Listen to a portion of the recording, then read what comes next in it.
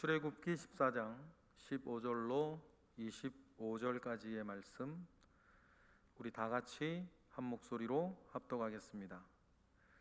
여호와께서 모세에게 이르시되 너는 어찌하여 내게 부르짖느냐?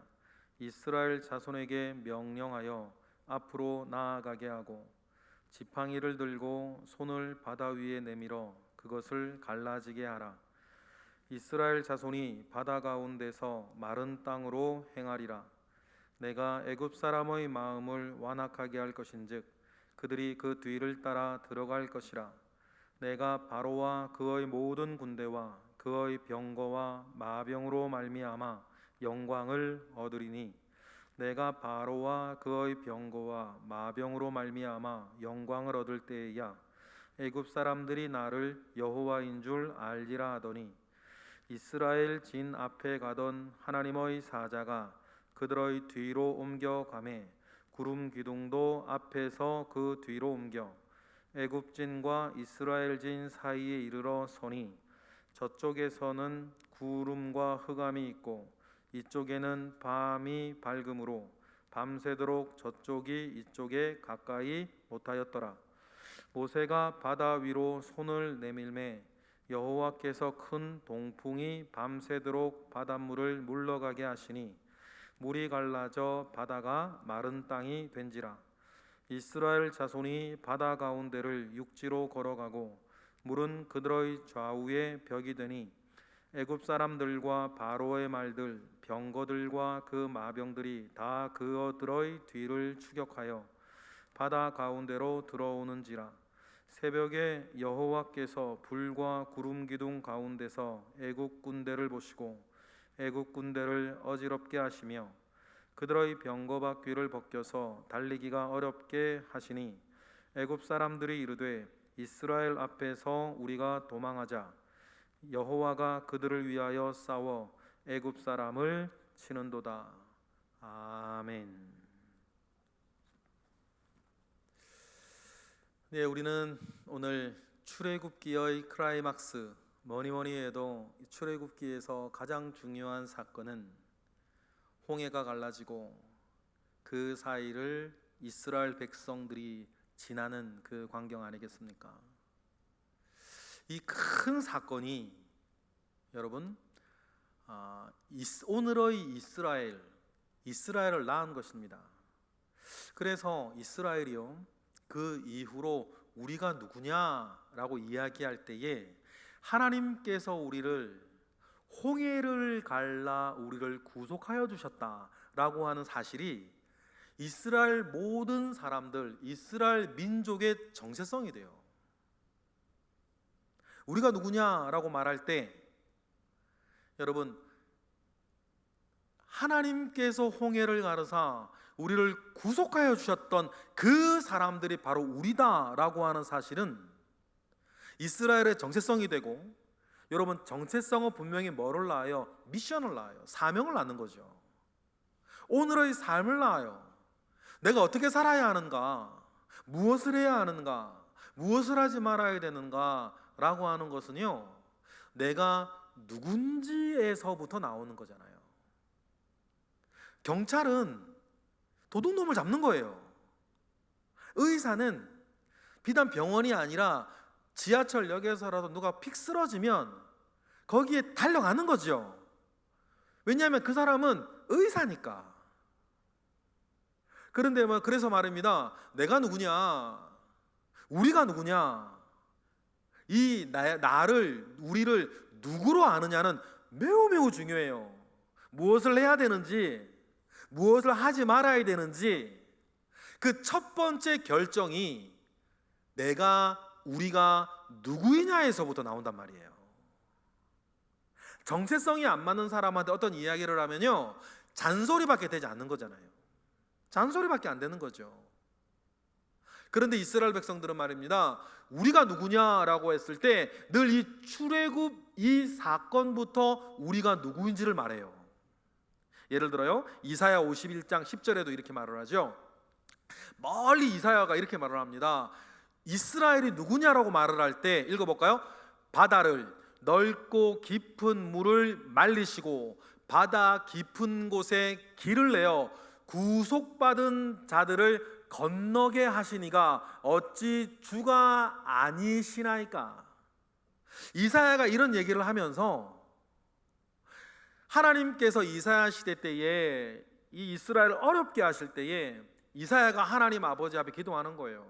하나님, 우리가 누군 줄 아십니까? 하나님, 우리가 누군 줄 아세요?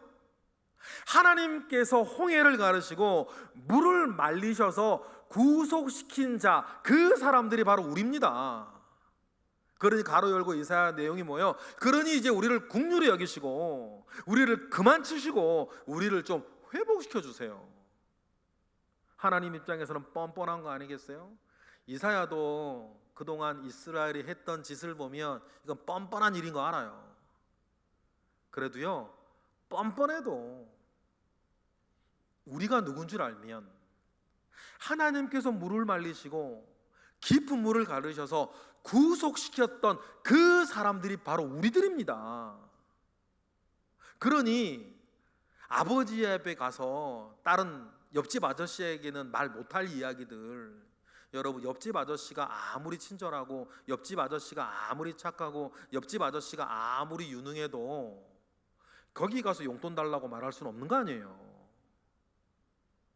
그런데 옆집 아저씨보다는 더 울그락불그락하고 멋있지 않다 하더라도 내 아버지한테 가가지고는 용돈 달라고, 이거 사달라고, 저거 먹고 싶다고 말할 수 있는 건 뭐예요? 내가 누군지를 아는 거예요. 내가 좀 잘못했어도 나는 아버지의 아들인걸. 그러한 마음으로 지금 이사야는 이스라엘이 그동안 수많은 잘못한 것 알지만 하나님, 우리가 누구인지 우리가 아는 것처럼 하나님께서 우리가 누군 줄 아시니 하나님께서 홍해를 갈라 출애굽시켰던 우리를 기억하시고 우리를 용서해 달라고 이사야가 이야기하는 거죠.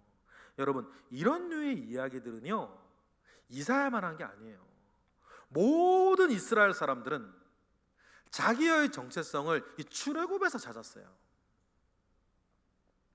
그러니 그 사건이 말입니다, 이스라엘 사람들 가운데 대대로 기억되어져서 언제나 자기들이 누구인가를 노래할 때는 이 사건을 통해서 노래했어요. 시편 78편도 마찬가지죠. 시편 78편 12절 13절만 우리 읽어볼까요? 읽어보겠습니다. 시작. 옛적에 하나님이 애굽 땅 소환들에서 기이한 일을 그들의 조상들의 목전에서 행하셨으되 그가 바다를 갈라 물을 무더기같이 서게 하시고 그들을 지나가게 하셨다. 그러면서 광야에서 말입니다, 반석을 쳐서 물을 내게 하시고 신비한 음식을 내려 먹게 하시며 살게 하시고 시편 78편 앞뒤에는 하나님께서 오늘의 이스라엘이 있게 하기까지 얼마나 큰 은혜와 얼마나 큰 신비로운 일들로 말미암아 오늘의 이런 일들이 있게 하셨는지 쭉 이야기를 해요. 이런 노래를 하는 이유는 또 다른 측면에서 이런 은혜를 받은 사람이 그 은혜를 뭐하고 잊어먹고 마음대로 욕망 따라 우상숭배하며 살면 되겠냐라고 하는 것을 체근할 때에도 마찬가지였어요. 그래서 우리가 읽은 시편 78편 11절에서 뭐라 그래요? 그 앞절이죠. 여호와께서 행하신 것과 그들에게 보이신 그의 기이한 일을 잊어버린 이 사람들아. 여러분, 그래서 간혹 여러분들에게 말씀드리지 않습니까? 우리가 하나님 아버지 앞에 뭐 훌륭한 일을 하고 헌신된 일을 하고 대단한 일을 하는 것 이전에 우리가 최소한 하나님 아버지 앞에 되지 말아야 될 사람이 되지 말아야 될 것이 있는데 뭐요? 배은 망덕한 사람. 여러분, 우리가 사람을 상대할 때도 마찬가지, 또 우리가 하나님을 상대할 때도 마찬가지, 최소한 우리가 사람이나 특별히 하나님 아버지 앞에 어떤 대단한 일은 못한다 할지라도 최소한 배은망덕한 사람은 되지 않아야 될 것 아니겠습니까? 배은망덕은 뭡니까? 은혜를 배반하고 받은 은덕을 잃어버리는 거, 잊어먹는 거. 배은망덕한 자. 하나님 아버지 앞에 우리가 받은 은혜를 잃어버리면, 시편 78편은 아사보이신데 아삽이 가슴 아파서 노래하는 것처럼 그 받은 바 은혜를 잊어버린 너희여. 그러면 출애굽의 그 은혜를 잃어버리면 우리가 누구인지를 모르고, 내가 누구인지를 모르니 내가 무엇을 해야 하고 무엇을 하지 말아야 되는지 알지 못하는, 이 모든 것의 출발은 어디서부터예요? 내가 받은 은혜를 잃어버린 것에서부터예요. 여측이심이라 그러지 않았습니까? 은혜를 잘 잊어버리는 사람, 자기가 받은 은혜를 잊어버리는 사람의 삶의 전형적인 패턴, 여측이심. 화장실 들어갈 때 마음 다르고 화장실 나올 때 마음 다르고, 자기가 필요하면 살살살살 거리면서 다 해놓고서는 자기 볼 일 다 끝나고 나면 냉정하게 돌아서는 그런 마음 말이에요. 여러분, 다시 한번 우리가 사람과 사람을 상대할 때도 그래서는 안 되고, 우리가 특별히 하나님을 목전에 모시고 우리가 신앙생활, 예배생활 할 때에 우리가 이와 같이 배은망덕한 자가 되어서는 결코 안 되겠다는 거죠. 여러분, 우리가 나중에 보겠지만, 좀 후에 보겠지만, 출애굽의 사건이 특별히 오늘 우리의 그리스도인들에게 중요한 게 뭐예요? 구약의 육적인 사건들은 신약의 영적인 진리를 모형하고 있다. 그래서 말입니다, 사도 바울을 비롯한 많은 우리 초창기 사도들은 이 출애굽의 사건을 우리가 세례받아 구원받는 사건으로 이해하고 받아들였어요. 그러니 마찬가지 아닙니까? 우리가 받은 바 은혜를 잊어버리지 않는 것, 내가 받은 바 은혜를 잊어버리지 않기에 내가 오늘 무엇을 어떻게 하며 살아야 하는지를 아는 것, 여러분, 그것이 그리스도인의 삶의 도를 낳는 첫 단추인 것을 우리는 믿습니다. 그러니 나의 정체성이 분명하지 않으면 삶의 질서가 뭉개지는 것은요, 시간 문제 아니겠습니까? 그러면 우리는 오늘 본문을 통해서 육적인 사건 속에서는 이스라엘의 정체성을 낳았던 하이라이트의 사건을 우리가 보는 것이고, 이것을 모형 삼아 출애굽이 아니라 출죄와 사망의 법을 우리가 가지는 우리의 영적인 어떤 역사 가운데에서도 오늘 본문을 살펴보는 것은 매우 매우 중요하겠어요. 홍해를 가릅니다. 먼저 홍해는 평균 수심 200m, 그래서 물이 벽이 됐다라고 하면요, 얼마나 장관이었을까요? 200m 되는 물 절벽이 쫙 서 있는 거 아니에요. 200만 명이나 되는 사람이 한 줄로 간다라고 하면 그 길이는 300km 정도 될 거래요. 그런데 홍해는, 우리 홍해 지도 보시면 길쭉하지 않습니까? 그 사우디아라비아 그쪽으로 이제 태평양으로 빠지는 길이가 2000km 정도 되고, 너비가 200km에서 300km 되는, 평균 깊이는 530m 정도 되는데 가장 옅은 곳은 200m, 가장 깊은 곳은 2300m 정도 되는, 어디로 갔을까요? 그럼 제가 아까 가장 옅은 곳을, 가장 얕은 홍해를 기준으로 해서 200m 물절벽이라 그랬는데, 하나님 이왕 힘쓰시는 거 2400m 물절벽을 왜 못 하시겠어요? 모르겠습니다. 2400m 2.4km짜리 물절벽, 글쎄요, 저는 그거 상상이 안 가네요. 그 길을 여러분, 이스라엘이 걸어요. 그 길을 걸었던 최소 200만 명의 사람들 가운데에 그것이 그들의 뇌리에 완전히 박혔을 것 아닙니까? 그들이 경험하였던 사건들 말이에요. 그 길을 이르게 걸어가면서 이 엄청난 기적을 몸소 경험하면서 걷던 사람들한테 비로소 생기는 게 뭐예요? 우리가 누군가? 우리가 어떻게 출애굽을 하는가? 이 모든 일을 일으키셔서 우리를 이끌어 가시는 이는 누군가? 그래서 우리가 누구인지에 대한, 우리가 어떤 사람인지에 대한, 요즘 흔하게 하는 말로 우리를 예수님짜리들이라 그러잖아요. 구원받은 그리스도인이 얼마짜리 사람이냐라고 했을 때 우리는 예수 그리스도짜리들이라고 말하는 것처럼, 이 출애굽이라고 하는 엄청난 사건을 지나면서 구속받은 이스라엘 사람들은 이 엄청난 사건들 가운데에 구속받은 우리가 바로 이스라엘이로다 라고 하는 분명한 정체성을 가지게 됩니다. 그런데 하나님께서 그 일들을 더 극적으로 만들어 가시죠. 왜냐하면 10가지 재앙을 겪었음에도 불구하고 바로가 이스라엘을 쫓아오는 거예요. 쫓아오는 이유는 여러 가지가 있겠죠. 그러한 것을 당했음에도 불구하고 바로가 쫓아오게 되는 이유들이 있었을 거예요. 수요일 날 말씀, 화요일 날 말씀에 제가 말씀드렸던 것 같아요. 그런데 그렇게 쫓아오는 바로를 보면서 이스라엘 백성들은 공포에 질리고 하나님께 부르짖습니다. 달리는 말에 채찍을 더한다 그럴까요?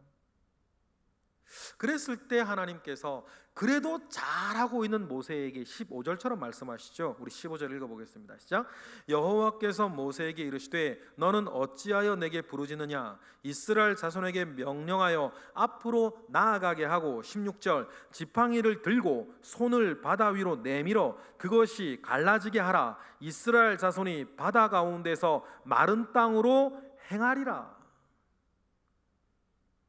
그러니 달리는 말에 채찍을 더한다고 잘하고 있는 이 모세에게 하나님 채찍을 가하시는 거죠. 너 뭐하고 있냐? 빨리 바다를 향해 지팡이를 내밀어서 그 홍해를 갈라지게 하라. 200m짜리 물절벽이 될지 2300m짜리 물절벽이 될지는 우리는 알 수 없지만 그런 극적인 사건들을 하나님이 만들어 가세요. 바로는 왜 그러면 이 이스라엘 백성들을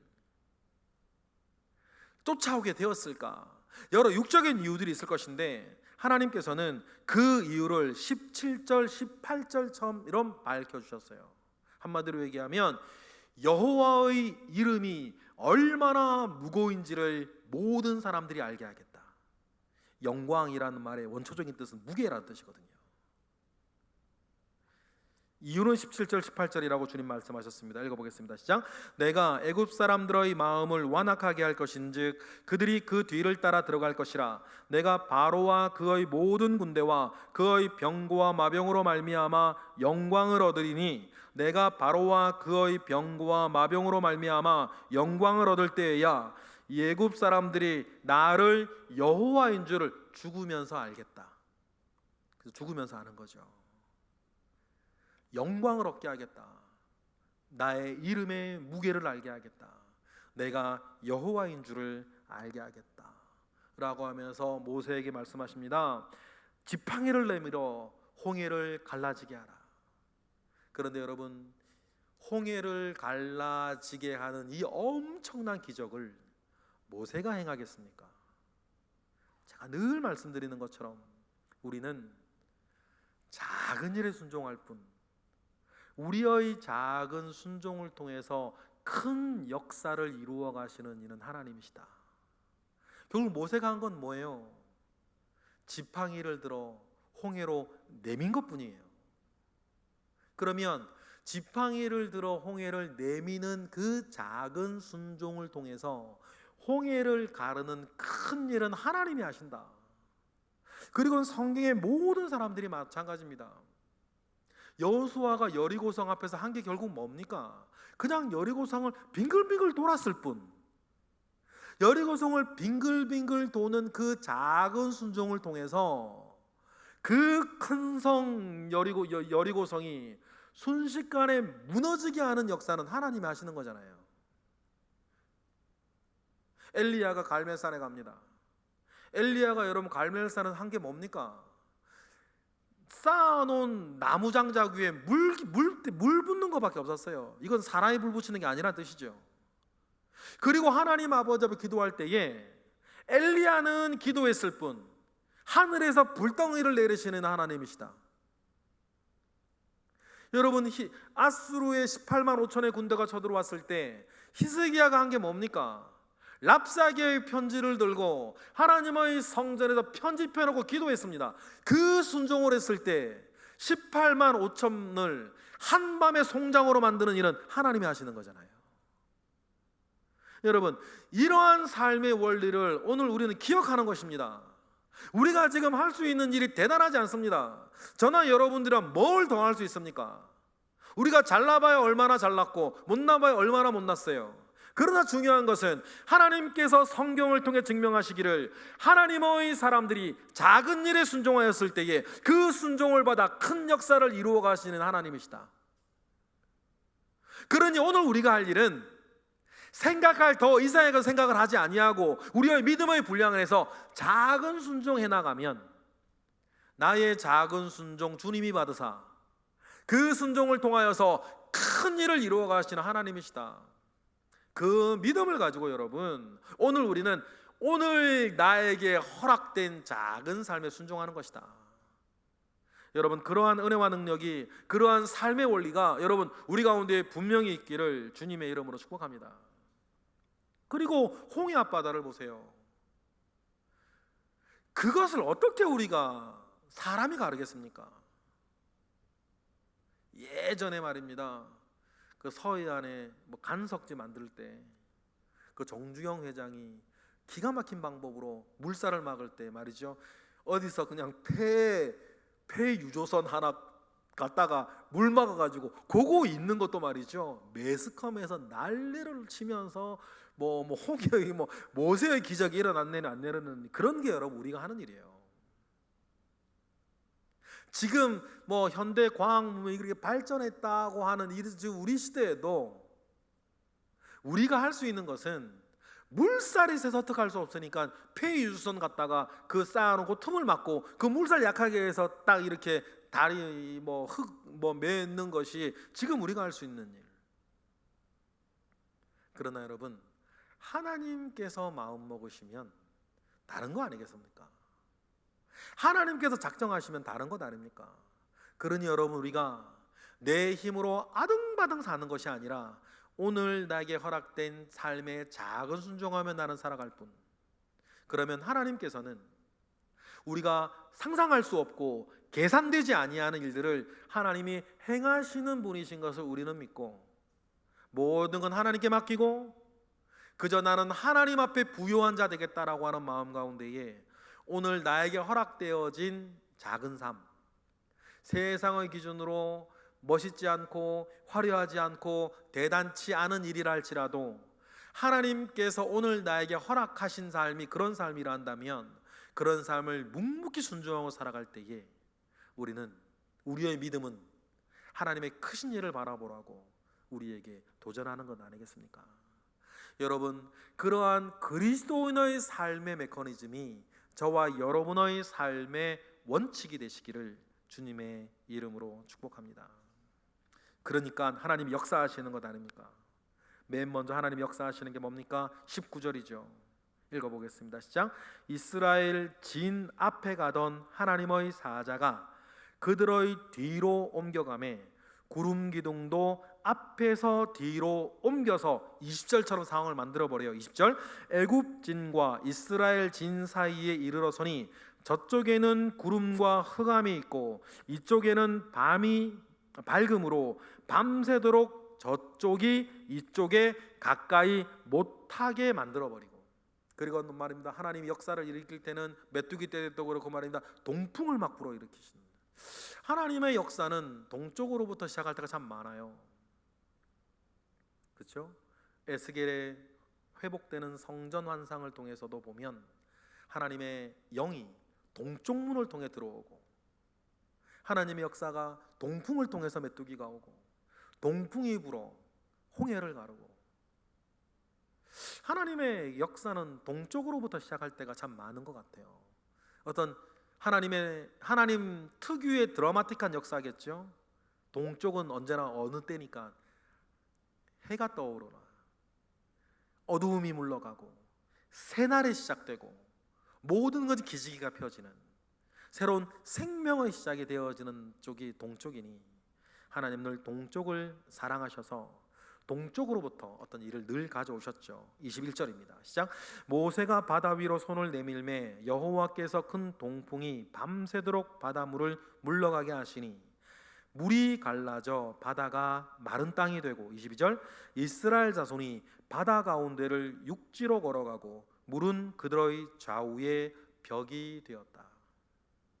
이 물 때문에 군사적으로 군사 전략적으로 바로는 이스라엘 사람들이 지금 길을 잃었구나, 진퇴양난에 빠졌구나.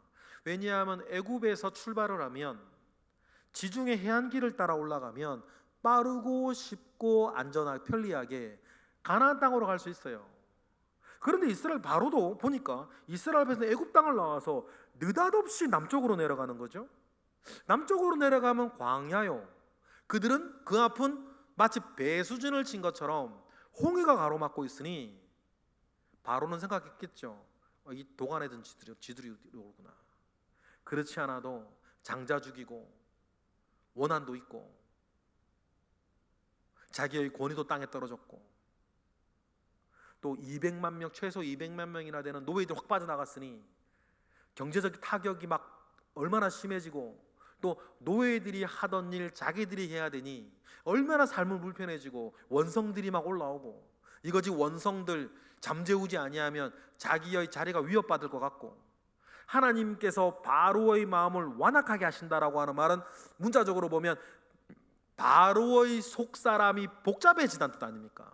그럼 얼마나 복잡하겠어요. 바로 입장에서는 이스라엘 200만 명이 노예가 떠나간 뒤에 지금 요즘 우리 시대 생각해 보세요. 막 여론조사하면 어떻게 됐을까요? 저 능력 없는 사람 바로 돼가지고 나라 날리고 곳간 다 망쳐지고 장자들 다 죽고 장례 치르고 불편하게 말이에요. 노예가 하던 일 자기들이 해야 되니까 불편하고 원망 힘든 거 막 여론조사하면 말이죠. 탄핵감 아니에요. 탄핵감. 그러니까 바로 입장에서 뭔가 전세를 좀 상황을 좀 뒤집어야 될 것 아니에요. 그러니까 독재자들이 잘 쓰는 것, 나라 내부 문제를 해결하기 위해서는 꼭 전쟁을 치르잖아요. 외부랑. 그런데 딱 보니까 이스라엘 백성들이 길로 안 가고 광야 쪽 홍해 앞바다 쪽으로 가고 있으니 갈팡질팡하고 있으니 저 치들은 길 잃었구나. 길을 잃고 지금 좌충우돌하고 헤매고 있구나 싶으니까 때는 이때다 하고 바로가 온 거 아닙니까? 그런데 바로가 계산에 못 넣었던 게 뭐예요? 그래서 말 그대로 불신자는 불신자예요. 바로가 계산에 못 넣었던 게 뭐예요? 10번의 경험을 했음에도 불구하고 이스라엘과 함께 하시는 살아계신 하나님께서 막 추격해오는 바로의 황실에서 쓰는 600 병거, 이스라엘 애굽 사람 타고 왔던 다른 수많은 병거들, 여러분 사람 보기에 대단하지 그 병거들 말이에요. 하나님이 톡 밖에 하나 빼버리면 끝 아니에요. 6.25 때 우리 영화 같은 데 보면 북한 괴뢰군 막 탱크들이 막 올 때 그 막 이렇게 탱크 바퀴에 그 전륜 말이에요. 그거 하나 톡 끊어버리면 탱크 하나가 근데 고철덩어리 되는 것처럼 하나님 사람 보기에 600병거와 수천의 병거가 무섭지 하나님 보시기엔 밖에 하나 빼버리면 끝 아닌 거 아니에요. 하나님이 그 일을 홍해 가운데서 하시는 것 아닙니까? 막 애굽 사람들이 막 병거와 마병들이 쫓아오니까 하나님이 24절처럼 톡 건드리시는 거죠. 24, 25절 읽어볼까요? 새벽에 여호와께서 불과 기름 기둥 가운데서 애굽 군대를 보시고 애굽 군대를 어지럽게 하시며 그들의 병거 바퀴를 벗겨서 달리기가 어렵게 하시니 그제서야 죽음이 눈앞에 오니 바로와 바로의 군대가 자기들이 죽는 순간에 그들이 계산에 넣지 못했던 살아계신 하나님을 보는 거잖아요. 계속해서 읽어볼까요? 25절 하반절부터 시작. 애굽 사람들이 이르되 이스라엘 앞에서 우리가 도망하자 여호와가 그들을 위하여 싸워 애굽 사람을 치는도다. 자기들 죽는 순간 되니 그제서야 계산에 넣지 못했던 이스라엘과 함께하는 살아계신 하나님을 그들은 알게 되는 거죠. 여러분, 오늘 이 사건을 보면서 이렇게 해서 이스라엘은 출발합니다. 그들의 민족의 내리에 뿌리 박히죠. 우리가 누군가. 그리고 여러분, 구약의 모든 육적인 사건은 신약의 모든 영적인 사건의 모형들이다. 그리고 이 사건들을 사도 바울이 받아요. 그리고 이 출애굽기를 뭐로 봅니까? 세례로 봅니다. 세례가 뭐니까? 죄와 사망의 법 아래 노예 생활하던 이 사람들이, 죽을 자로밖에 살 수 없는 이 사람들을 이 출애굽과 같은 세례를 통해서 하나님의 자녀가 되고 영적 이스라엘이 퇴동되어지는 사건으로 우리를 만들어간 것을 보게 된 거죠. 그래서 우리 고린도전서 10장 보실까요? 고린도전서 10장. 사도 바울이 지금 세례를 설명하면서 출애굽 사건을 가져와요. 읽어보겠습니다. 형제들아, 나는 너희가 알지 못하기를 원하지 아니하노니 우리 조상들이 다 구름 아래에 있고 바다 가운데로 지나며. 2절, 모세에게 속하여 다 구름과 바다에서 뭐를 받고? 세례를 받고. 3절, 다 같은 신령한 음식을 먹으며. 4절, 다 같은 신령한 음료를 마셨으니 이는 그들을 따르는 신령한 반석으로부터 마셨음에 반석은 곧 그리스도시라. 5절, 그러나 그들의 다수가 하나님이 기뻐하지 아니하셨으므로 그들은 광야에서 어떻게 됐다? 멸망을 받았다는 기억하라. 그리고는 사도 바울 6절처럼 말하는 거예요. 세례받은 자들에게 시작, 이러한 일은 우리의 본보기가 되어 우리로 하여금 그들이 악을 즐겨한 것 같이 즐겨하는 자가 되지 않게 하려 함이라. 이게 뭡니까? 우리가 누구인 줄을 알아. 출애굽 이후 이스라엘을 본받지 아니하고 우리는 세례를 받은 후에 악행하지 아니하고 우리가 그리스도인의 온전한 삶을 하나님 아버지 앞에 살아가야 되는 것 아니겠냐. 그들을 본받아 그들의 이스라엘, 광야의 이스라엘을 타산지석으로 삼아 우리는 세례 이후에 그리스도인의 마땅한 삶을 그렇게 살아가야 된다. 우리는 뭐니까? 영적 이스라엘이니까.